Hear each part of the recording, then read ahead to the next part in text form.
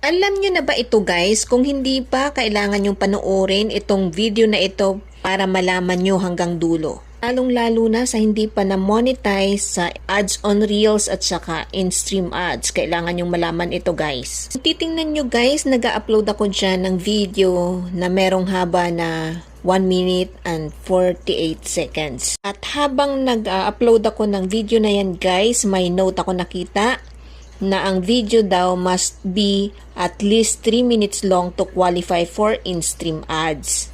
By the way guys, monetize na ako sa ads on Reels at saka sa in-stream ads. Pero mas pinili kong i-upload yung video guys as an in-stream ads kasi mas malaki. For me guys, mas malaki yung kita sa in-stream ads kesa sa ads on Reels. Pero sayang lang yan guys kapag i-upload natin as in-stream ads kasi nasa 1 minute and 48 seconds lang siya. So